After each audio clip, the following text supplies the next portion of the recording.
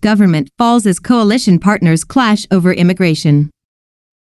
PM Mark Rutte disbands cabinet after 4 parties in government coalition disagree over asylum seeker policy.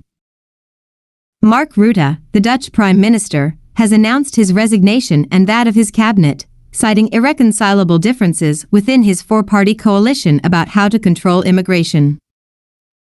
The decision on Friday by the Netherlands' longest-serving premier means the country will face a general election later this year for the 150-seat lower house of parliament. It is no secret that the coalition partners have very different views on migration policy, Rutte told reporters in The Hague.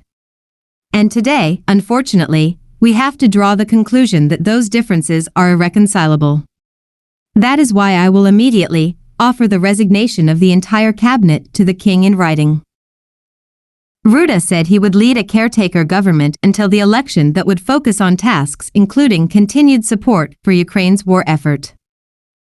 Opposition lawmakers wasted no time in calling for fresh elections. Geert Wilders, leader of the anti-immigration Party for Freedom, tweeted, "Quick elections now." Jesse Klaver, leader of the Green Left Party, also called for elections and told Dutch broadcaster NOS, "This country needs a change of direction." Rutte had presided over late-night meetings on Wednesday and Thursday that failed to result in a deal on migration policy. More talks were held on Friday evening, and he had declined to answer questions about the issue at his weekly press conference before the discussions.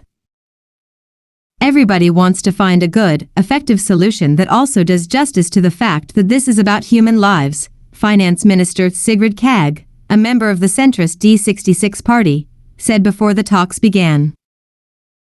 The discussions underscored ideological divisions in the coalition between the partner parties that do not support a strict crackdown on migration, D66 and fellow centrist party Christian Union, and the two that favor tougher measures, Rutte's Conservative People's Party for Freedom and Democracy and the Christian Democrats. The coalition tried for months to hash out a deal to reduce the flow of new migrants arriving in the country of nearly 18 million people. Proposals reportedly included creating 2 classes of asylum, a temporary one for people fleeing conflicts and a permanent one for people trying to escape persecution, and reducing the number of family members who are allowed to join asylum seekers in the Netherlands. Last year, hundreds of asylum seekers were forced to sleep outdoors in squalid conditions near an overcrowded reception center as the number of people arriving in the Netherlands outstripped the available beds. Dutch aid agencies provided assistance. More than 21,500 people from outside Europe sought asylum in the Netherlands in 2022, according to the country's statistics office.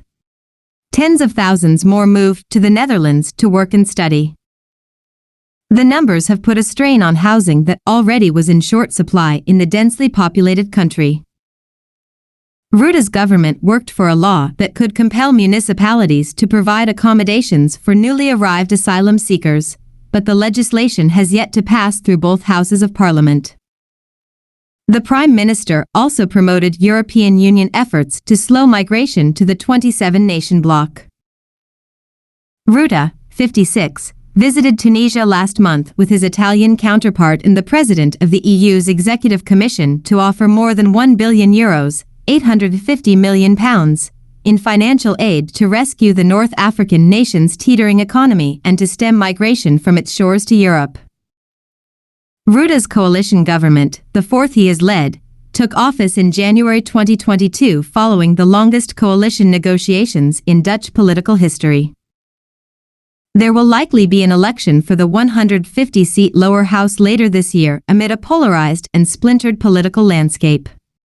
Rutte's cabinet would likely remain in office as a caretaker administration until a new government was formed. During provincial elections earlier this year, a populist pro-farmer party put Rutte's party into second place. The defeat was seen as a possible incentive for Rutte to do his utmost to hold together his coalition until its term ends in 2025.